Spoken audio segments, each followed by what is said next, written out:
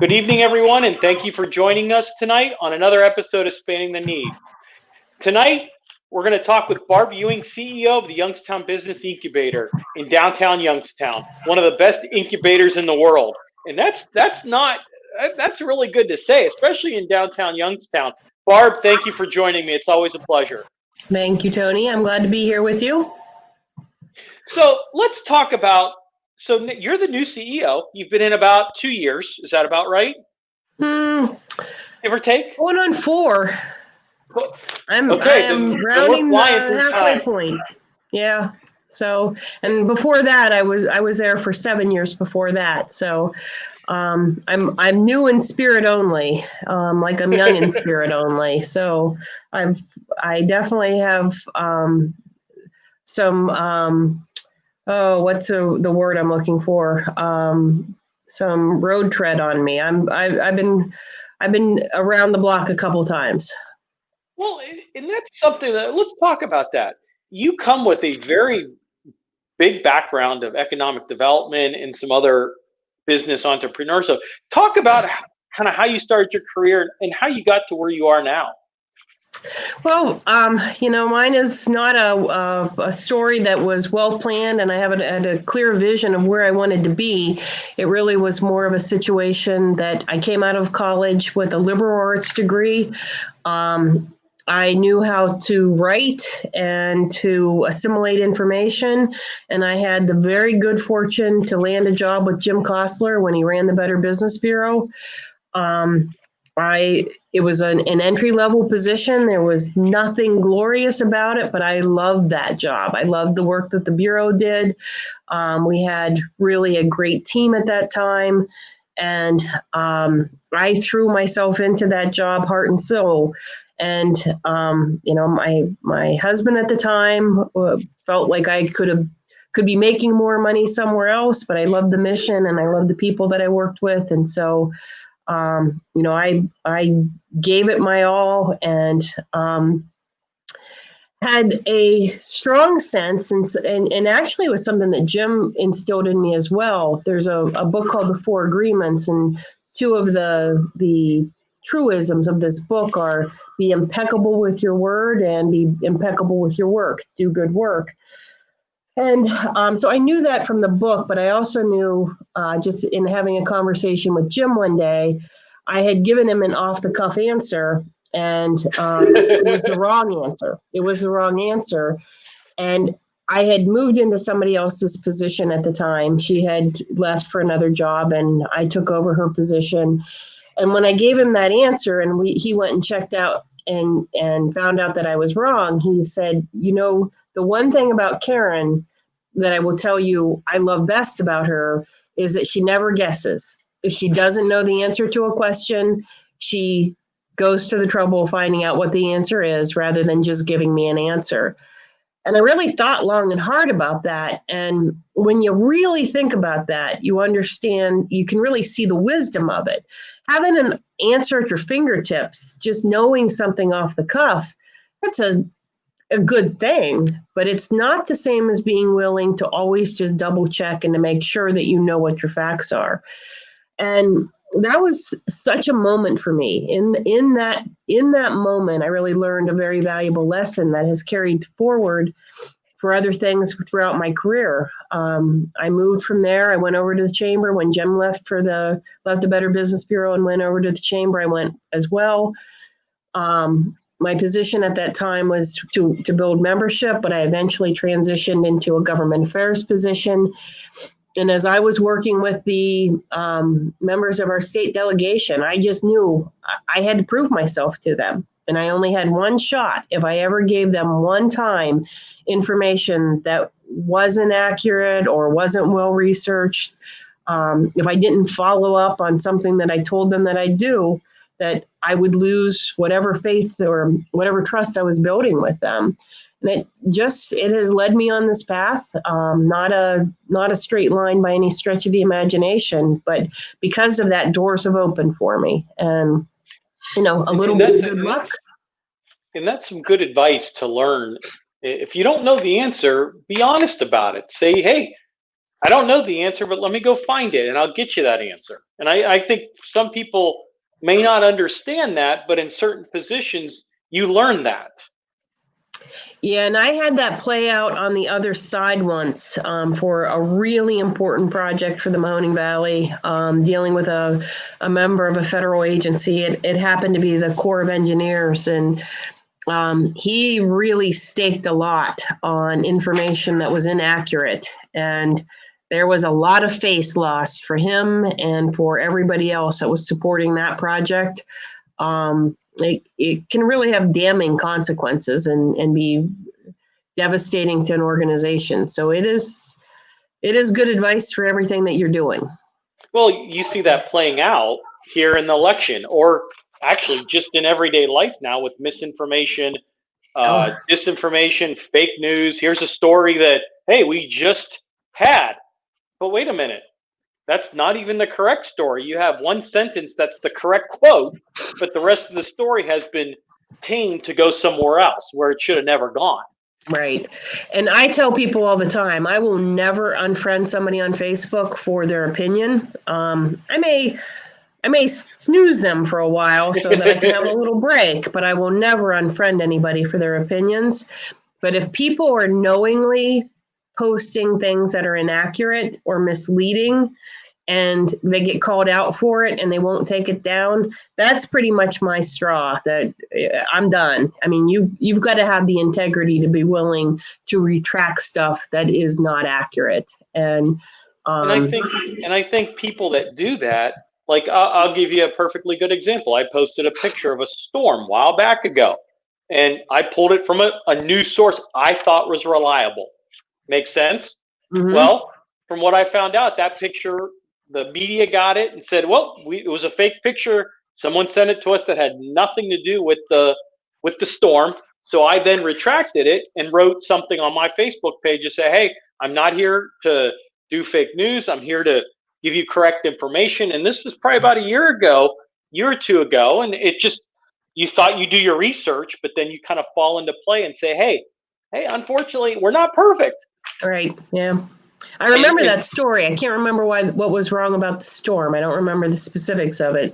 Was it the storm or was it the wildfires in Australia? It was the storm around here in the Mahoning Valley about a tornado.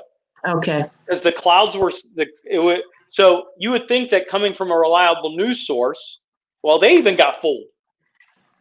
So I think that kind of shows the difference with fake news and information. You got to do a little bit more digging, unfortunately. It's all true. And I mean, I know we're all guilty of it, but if you're just reposting stuff that just comes up in your news feed and not reading it and not seeing if it actually passes the smell test, I mean, does it make sense? Are you willing to go the extra mile and actually Google it to see if you can verify the information? Then you probably shouldn't be reposting it. Read it and move on. Exactly. But you don't have to repost everything that comes across your news feed. Exactly. And you just want to be true and honest. And people nowadays, it's, hey, this person has done this person has done that. But then at the same time, it's like, well, where's the documentation? You just put something on your feed that has, and I'll always say when I read something from someone, I don't say, I'm like, okay, where did you get that information from? There's no links, no nothing. And then you look at, absolutely. And then you look at the website when they share something and it's like backyard.com or something. And you're like, okay, you know what? It is what it is. And I think that kind of really puts a damper on people doing anything anymore. And unfortunately, we have really, as a society, turned our back on science and are just too willing to dismiss science if it doesn't align with our personal belief system. And if there's anything in society that concerns me, it's that. I mean, we could be using science to get out of these holes, and instead we're heading in the opposite direction. Well, and I think that brings up a great point is when you work for the chamber, those companies and federal agencies want knowledge, information, the correct information. And actually, that's where you took your next step in Congressman Tim Ryan's office. That was where I took the next step. And Tell us a little bit about that's that a very position. nice segue. Thank you. You are quite the host there, giving me a good segue. So I appreciate that. I try. So yeah, I spent almost 8 years working for Congressman Ryan doing community and economic development, and had the great privilege to work on the Valoric project when they were building the new plant. The last big round of base realignment and closure commission processes when they were looking at whether or not they were going to downsize the 910th Airlift Wing and close the Youngstown Air Reserve Station. And I was also the center of the storm for the local appropriations process when we could still earmark projects. The congressman had both the good fortune and the strong relationships to get put onto the appropriations committee very early in his career. And the very best part of my job, what I loved most, was working with the local community to understand what their needs were and to see if we could find ways to get money allocated in the federal budgetary process on an annual basis to get projects done. So we worked on things like the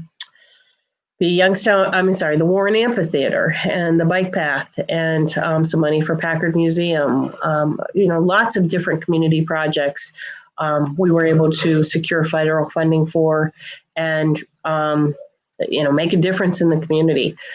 He's still on that committee, and now I think this will be the second person on the defense subcommittee, and lots of opportunities there for us as a community to still engage in that process. It's something that really I think we only marginally understand the value of that. Well, and I think that brings up a good point, is because I was an intern for Congressman Ryan many years ago. I seem to remember that. Yeah, and I remember, and I worked with you, and I'm not going to lie, that office, I'm not going to lie. Okay, so some people think that these jobs are, it's just a laid back 8 to 5 job, working for a congressman, working in the district. And I don't think what people understand is I worked in the Youngstown office for a summer. It's crazy. I mean, it's crazy. Phones ring all the time. Exactly. The time. Busy. And I worked with you on a lot of projects. Pardon? And I worked with you for a lot of projects in that economic development. I remember I'd get you, hey, Tony, I need this report. Where is it? I'm like, here it is. And just trying to get, because I know there is so much going on. There's so many projects that people either want funding for or are trying to get funding for. Or just the normal constituent problems and trying to help companies or individuals go through whatever their problems are with the federal agencies and get solutions for those. So, a congressman's work is never done. Those offices, those employees are working many hours doing all types of work, trying to help the people in the district. And we appreciate your service, Tony. You were one of our best. Yeah, I appreciate that. There's a lot of good interns that have gone through that office that are now politicians. So, and so actually that kind of takes it into the next goal is, well, then you go to the YBI, Youngstown Business Incubator, from the economic development of nonstop to a small incubator that is a startup in Youngstown, Ohio. Tell us a little bit about how the YBI got started and how you got involved. Well, so back around 1999, a bunch of community leaders came together. There was federal funding available to do what was basically an urban redevelopment program. That's not technically correct if anybody's doing the research, but there was funding available to build an incubator. And at that time, there was nothing really happening on the west side of downtown. There was truly a vacuum. And from Market Street over to Home Savings and, just very little activity.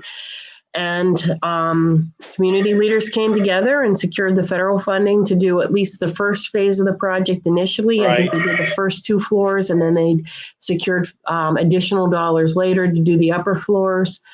And at the same time, the state was putting together a program through, at the time, it was the Edison program to support incubators around the state.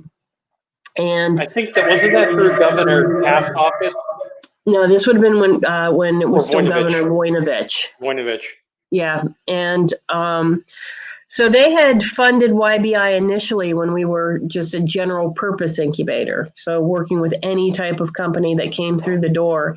But in 2000, 2001, they created the Edison, the technology programs for Edison, and they essentially told Jim, who was at that time just starting at YBI, and the board members that if they wanted to continue to receive the state funding to operate the incubator, they had to align with one of 7 different technologies. And that was like advanced energy, software, healthcare, advanced materials. Well, the only one we really had the capability for at the time was software, because if you spent 1 minute with Jim, you know that software is fast to market, fast to fail, and it has a very low startup cost compared to advanced energy projects, and low capital costs, and anybody can come up with an idea. You can see a problem in your own business where you work and try to solve it with a software solution. So that was the path we chose, and that was in 2001. And by 2007, we were providing sophisticated enough services that and supporting the growth of some really great founders that by 2007, Turning Technologies was announced as the fastest growing software company in the United States by both Ernst & Young and Inc. magazine. So, and the rest, as they say, is legend. Right, and actually, since Turning Technologies goes downtown Youngstown, builds a massive facility, and they're still in business to this day and still thriving, and that's a good thing to see. It is. It is. They are still downtown, and it's actually our building. I don't know if you know that, but we have 5 buildings on our campus. That was our first expansion, and they have that space, and then the Semple building beside that is where the coffee shop is downtown, Joe Max. They've got some space in that building, and then we've got another tenant, FactSet Revere, on the top floor. That's something that the community has never really understood. We had a California-based company that does research for the financial markets that probably now full 10 years ago was really struggling. They did their research in Mumbai, but they weren't making any money. So their CIO at the time convinced their CEO to come to Youngstown to see what we could do. And they established Revere Data in Youngstown. They've had probably between 40 to 50 employees at different times.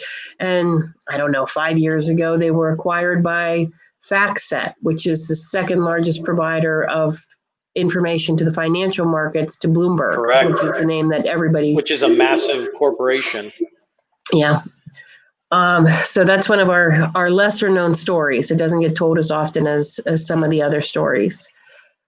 In 2010, we had the good fortune to be named as the home for the National Additive Manufacturing Innovation Institute, now known as American Makes. American Makes, which is a massive manufacturer, yep.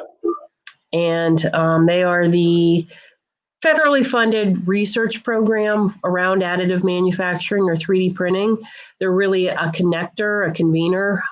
Their stated goal is to be the national accelerator for additive manufacturing, getting more companies engaged in the technology, making the materials more widely available, more diverse base of materials, workforce development, really making the industry more robust and ingrained in U.S. operations. And that really redefined YBI's roles in many ways. We started developing programs to support additive manufacturing startups. and then also developing programs to support the adoption of additive manufacturing. And those two things are what led to the fifth building, the former Vindicator building, which we renovated and are getting ready to submit a proposal for the second round of renovations there as well. How big is that building? It's 65,000 square feet. We renovated about 40,000 first round, and we're getting ready to complete that because we've got two companies that need the additional space. Yeah. Before we jump, though, and spend too much time talking about that, we also were approached by the state. I think it's been 3 years ago now, but I do lose track of time. We all do in some shape or form. Yeah, to become the Minority Business Assistance Center for the Eastern Corridor for the state of Ohio. So from Ashtabula down to Monroe County, way far down south, we provide services to small businesses that are minority-owned, veteran-owned, socially economically disadvantaged. We also have a women's program, and I think I'm missing a category there, but that's another great program. And really, that was also redefining for YBI, really expanded our mission well beyond just working with a fairly small sliver of companies. And I think that brings up a great point is you're not here to attract businesses. You're here to help entrepreneurs make those businesses. We do both, but yes, the bulk of our work, most of our days are spent working with existing companies, helping them be more successful. Whether it is a small family-owned restaurant that's looking to expand, or one of our software or additive manufacturing companies, for the most part, those companies are local talent that are growing their businesses.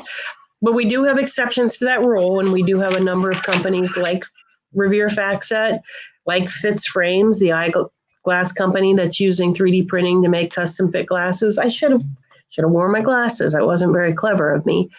And more recently, Rugged 3D. So we do both, but most of our time is spent working with our existing industrial base or existing companies, not just industry, but any company.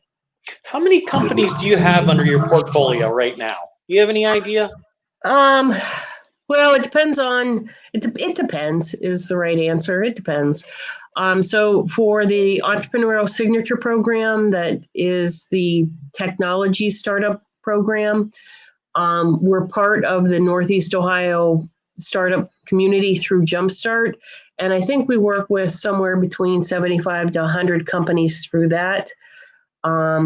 We have a small grant through the city of Youngstown that we probably work with 10 to 15 companies, specifically low to moderate incomes within the city of Youngstown.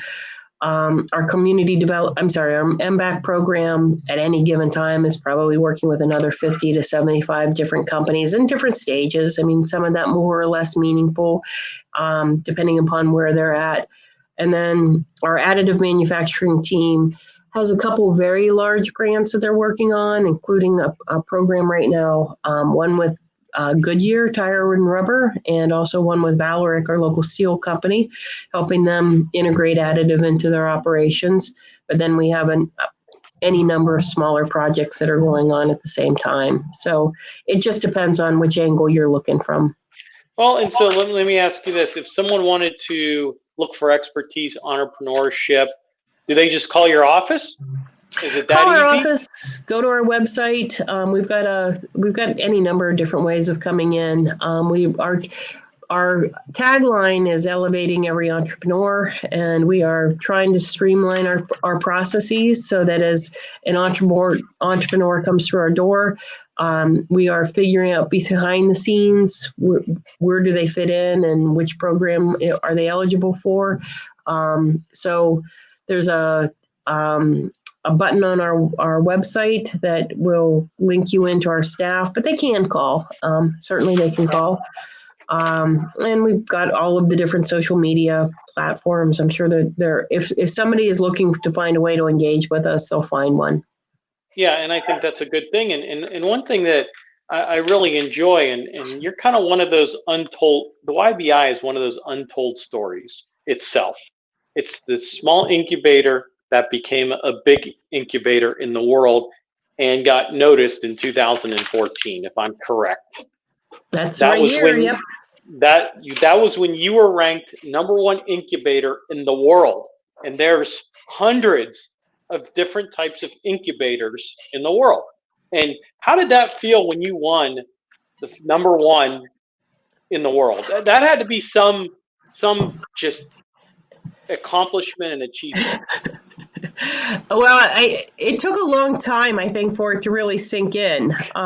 Did you second guess? Like you're like, are you got the right incubator? Well, we had an inkling we were pretty good when we were number 11 the year before.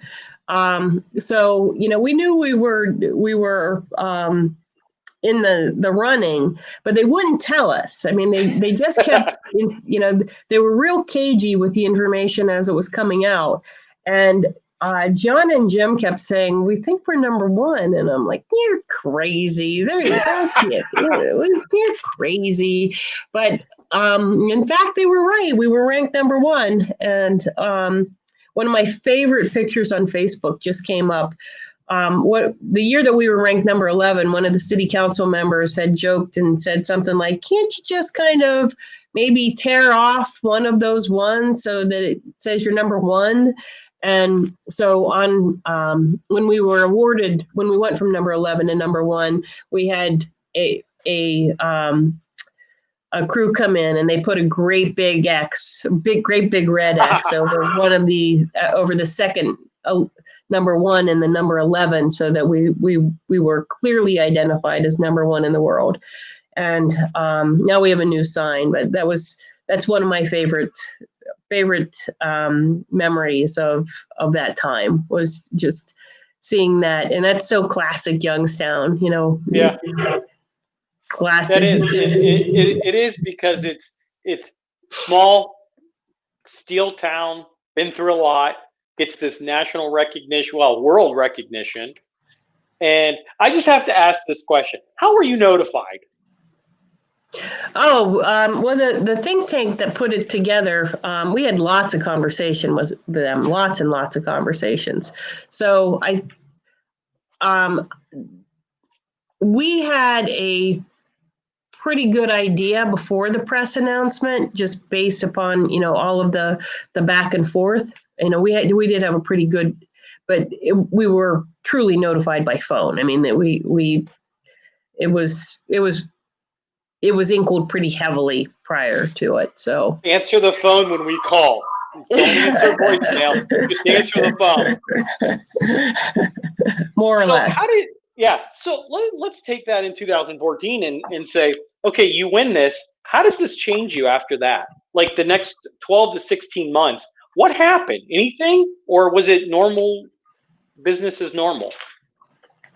Well, as I look back on that time, I think we all really had a reckoning that this is our moment. If there was ever time for us to start talking about how we could support companies, and really start attracting companies to the region, this is the time that we need to take advantage of it. And as we talk about bringing companies to Youngstown, certainly being able to say that we were recognized as a #1 incubator in the world it's definitely a chip that gets people's attention. You're clearly not talking about some program that doesn't have any resources behind it. So, it's only one factor of many as people are evaluating where they're going to locate their business. But it doesn't hurt. I will tell you that it doesn't hurt. So, and that's good to know. Yeah. But since then, I think we really have worked to build programs, to continue to build programs, and to make sense of the resources that we do have. So this is a conversation I had with Jim today. The value proposition that we have, both for additive manufacturing and then any really advanced manufacturing technology, whether it's industrial IoT or something else, it's a different value proposition for us because we do have such strong ties back to the manufacturing community. and to all of the resources that America Makes can leverage. It is a story to tell, and if we hadn't been interrupted with COVID, I think Rugged would not be the only story that we're talking about this year in terms of businesses relocating, or moving from wherever they are to launch their businesses in North America from Youngstown. And I think it's kind of funny. We talked a little bit. Is you and Jim were at the BBB. Then, if I'm correct, you and Jim were at the chamber. I see a trend here. I see a trend here, Barb. I see it, and now Jim goes to YBI, and now all of a sudden, Barb is at YBI. Now Jim has actually put his retirement in order, unfortunately. So does that mean I get to retire? If I'm just following him around, do I get to retire with him? Hey, that ain't Hey, I can't make that decision. Only you can. Trust me, I cannot. I live on a farm, and there's a saying in farmland, however you want to put it, that behind every successful farmer, there's a wife who works in town. So this wife has to work in town, even though I'm not married and not married to a farmer. So I'm not retiring anytime soon. But it's just funny how if you kind of look back and hear that you got BBB, the regional chamber, now YBI. Now, Jim just made his announcement about a month ago about retiring, which I wish him the best of luck. He's done a tremendous job with you guys, have really turned it up. And I'll ask this one question. And so out of all the stories of YBI, what is the untold story that maybe the area or the world really hasn't heard about? This is a little hard to put my arms around, or to give you a story that's meaningful. But we've had a number of small successful exits. Well, let me say it a different way. We've had a number of successful exits that, for any number of reasons, had to remain confidential. And have to remain confidential to this time. And so, understandable. As people point to our success stories, they tend to point to Turning Technologies, of course, and it is a great success story. But that's the one that was public, but that doesn't mean that there weren't other exits. It's just that, we were never allowed to announce them for whatever reason. And that's understandable. And that's understandable because, like you guys, what people I think may not know is, with the American Makes and the additive manufacturing, is that also brought the U.S. Department of Defense, also brought Youngstown State on board, that now you have the school and everything kind of come together with this manufacturing to really boost the economy. Even if you say, hey, it's a small thing, but it's growing faster and faster. Right. And I think that for YBI, at least, having America Makes on our campus so fundamentally redefined who we are that it is, it's hard to even really get your arms around how different we are as an organization, by virtue of the fact that we've been able to build these relationships with local companies. So a great example of that is Hometown Products out of Columbiana. They were a very traditional business that made patterns for the metal casting industry. They came to us almost a decade ago. I mean, not quite that long ago, since America Makes has only been with us for less than that, but you get the point. And started talking about the fact that you could print the sand cores that are central to the metal casting industry. Metal casting is a technology that goes back to the Bronze Age. So you create a mold and you make a reverse image of what you want to build, and you get molten metal, and you pour the molten metal into the mold. And where there is sand, there will be metal, and where there is air, there will be, no, I always get that wrong, but where there is air, there will be, it doesn't matter. It creates a reverse image, and you can something like that, right? Lots of different things using this technology. When we started this journey, we as an organization knew virtually nothing about sand cores, metal casting, but we saw an opportunity in working with Hometown. YSU had faculty members that were very interested in the technology. America Makes helped partner us up with the American Foundry Society, the University of Northern Iowa, which at the time was clearly the world leader in using metal cast or using sand cores for very advanced metal castings, and the X1 Corporation and some others. And building this local talent base, we have now really created a cachet of expertise in the use of this particular technology to make our companies more competitive. And I think we know how to do it better than anybody. So when I mentioned earlier that we're doing projects with Vallourec and Goodyear, it's both of those projects, and they're hundreds of thousands of dollars of state funding going into these projects with funding from the companies themselves. But for Vallourec, we're helping them redesign their piercing points so that they last longer, and that they've got, they're really optimizing the design capacity that 3D printing allows, because 3D printing allows you to put materials where you could not, in a way, you can create a shape that you couldn't create using a traditional manufacturing process. You're putting materials either from above or below, so you don't have those angles that you're working from. You can literally build a ship in a bottle and a bottle in a bottle.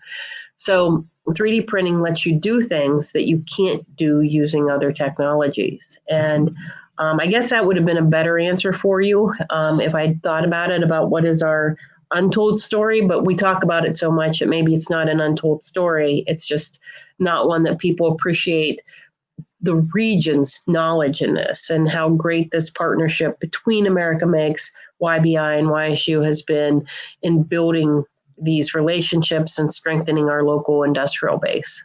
And I'll be the first to say and I've worked with the guys that have done the 3D modeling, the 3D printing, American Makes. As I was the purchasing coordinator at Youngstown State, when there was funding and it was going to the university, I was purchasing the massive 3D printers that are bigger than a car. Yep. That are 50, hundreds of thousands of dollars. And people might not understand is these machines come in a million pieces before you got to put it together. And I think that's the funny part about it is, yeah, where do you want to ship it, YBI? Well, why not at YSU? I go, hey, just ship it down there, because that's where it's going to be assembled and put together. Well, and, that's not a small point. So when you talk about the X1 product that Hometown is using to create these sand cores, they've gone from one machine that is owned by the university that they manage for them and have really built great capacity around, but I think they now own 4 or 5. I'm not sure what their total count is up to. And railroad cars of sand come into Leetonia, Ohio for this particular machine, because they have built up that much of a book of business and are doing projects with name brand companies around the country. Truly are an amazing asset to this community, and are making U.S. manufacturing competitive again. And that's a great point, because now come 2020, hey, you guys are looking good, looking at what can be good for 2020, and then COVID hits. And I think everyone looks at it, it's like everyone it stops. Business at certain facilities and businesses just stopped. How have you guys been still be able to do what you do, or has there been a little holdback because of COVID? Well, that's a mixed bag. I mean, we have a lot of different programs and a lot of different companies, so there's no single answer there. A lot of our additive companies pivoted very quickly into making personal protective equipment for at least a period of time, so they were pretty busy during the early days of the pandemic. Other companies, it's been much more difficult. If you are selling into the nursing home industry, you are going through tough times right now, no doubt about that. Another unknown story, and one that I can't say often enough. I don't think anybody understands how much and how active our Minority Business Assistance Center team and our other team members were during the early stages, especially of the pandemic, when nobody knew up from down, trying to help companies get through the loan process for the PPP and the EIDL, and any of the other loan processes that they needed. Our staff was working extensively with companies and not asking questions about, we were at that moment truly elevating every entrepreneur. If you needed help, our doors were open to you. And I think that really it was one of those inflection points for us that we saw truly the need for support for our businesses. It was, you can lean into these things, or you can try to do business as normal, and we really lent into it. And I will give that team credit for the work that they did all day long. And let me ask you this question. Was there anything that stood out that this pandemic has brought to the forefront? Funding, people not having enough resources, anything that you saw that, hey, we were not aware of that, or we knew that there was a problem, but not to this extent? Well, I think it's I think the biggest thing that we have seen is what other people have talked about, but you can't say it often. You can't say it too much. There truly was a divide between minority-owned businesses and other businesses owned by majority members, white-owned businesses, and structurally, this did not play out well for businesses that have traditionally struggled to have strong banking relationships anyway. Many decisions were made by many different people about how the rules would read and what was fundable and what wasn't fundable. And just systemically, I think it really underscored the challenges that are seen by minority-owned businesses and socially and economically disadvantaged businesses that just couldn't even get to the table, could not get to the table. And then when you see that, so many of those sort of stories about companies that probably were not intended to get the funding, it was perhaps not the intent or the highest and best good, were able to take advantage of the situation. It really was pretty heartbreaking. I happened to have had a conversation today with a woman-owned business, and you just see the ramifications of those decisions. And I think that brings to the point is I think what you said resonates with the rest of the country, not just here in the Mahoning Valley, but maybe quadruples here in the Mahoning Valley because of how depressed some areas of it are. So I think that brings a great point. Yeah, it is, a truism that there's a difference between having a bank or having just a checking account or a banking, a business account, and having a relationship with a bank. And if you were in that unfortunate category that you didn't have a strong relationship with the bank, which is many of our minority-owned businesses, it was just not a process that you can get through because it was based upon, in so many ways, based upon relationships. Well, and I hope we can fix that problem, because I think the question will be is, okay, we see our flaws, our loopholes. Now the question is, how do we fix that problem? And that's something that's going to have to be dealt with in the coming 6 months to 12 months to figure out how that's going to work.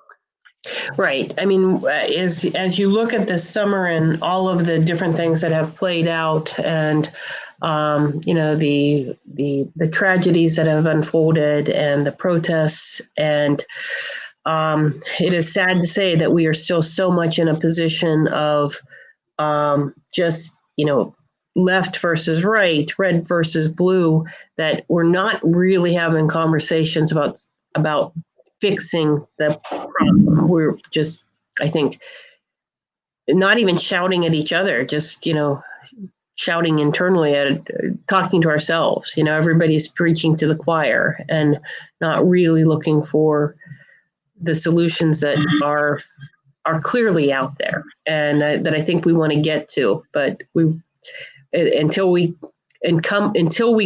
stop being so polarized, you're not going to find solutions. Oh, and I agree. So, kind of, what's next for the YBI? What are you looking for? Are you looking 5 years ahead, 3 years ahead, or are you just trying to get out of the pandemic?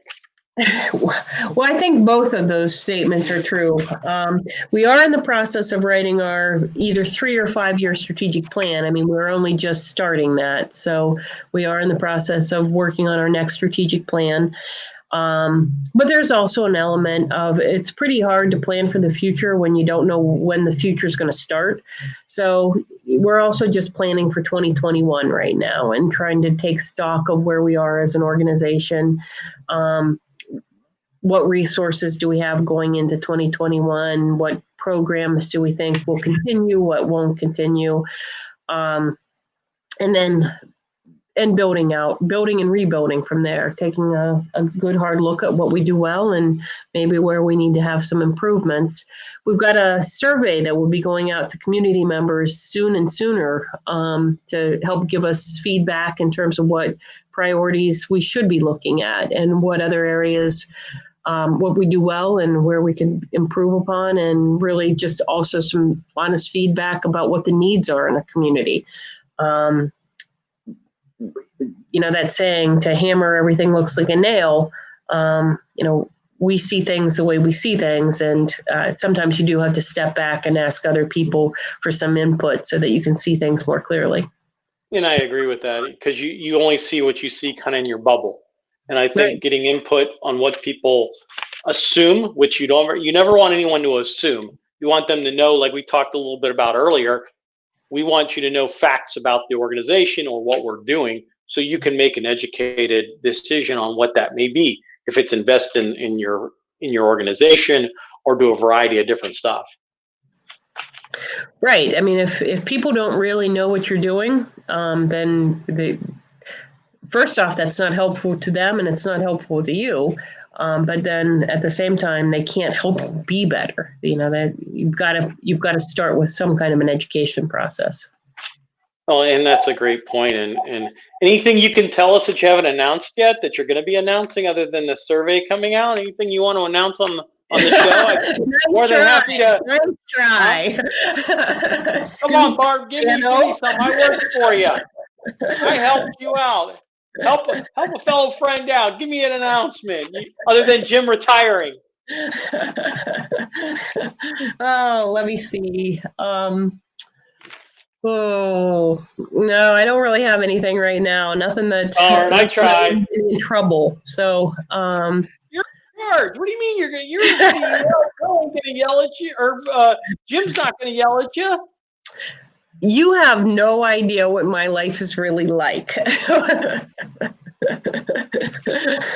retiring. We've known each other for so long that we absolutely can still yell at each other. So, do you finish each other's sentences too?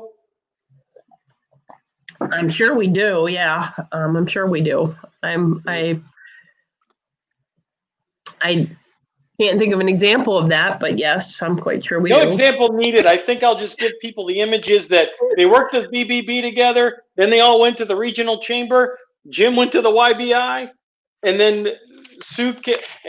Barb came after that, after going to the Congressman Ryan's office. So it works hand in hand. You kind of make me sound pretty lame, Anthony. No. You know what? No, you have to understand it. Just so everyone knows, I've known Barb for about 20 years. Barb is probably one of the most hardest working people I know in the Mahoning Valley. Works hard, does well, and asks nothing in return.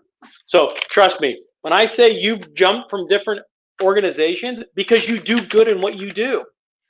Well, thank you. I do try my best. I love this community. I love this community. I love this community. And there is really nothing that I want more for it than to see it thrive again. And And I think a lot of us do. I think a lot of us do that kind of stayed here and kind of like, hey, I lived in Warren, moved to Youngstown to go to school, went back home, came back to Youngstown. Youngstown was yep, calling my name. I don't know what to say about anything else. And I live in the city. So, I mean, it's all good. it is. I couldn't be prouder. Couldn't be prouder to be from Youngstown. It is home in so many different ways. Barb, it's always a pleasure. Stay on after this. Thank you, everyone, for taking time. Barb, it's Thank always a you. pleasure. I know how busy you are. You're always welcome on my podcast, and we hope you the best of luck in the future. Thank you, All right. everyone, If for I have an joining us announcement, tonight. I'll let you know. Yeah, hey, just stay on. We'll get to that announcement. Check Yeah. out other podcasts or interviews at anthonyvspano.com. Be safe. God bless. Have a great night.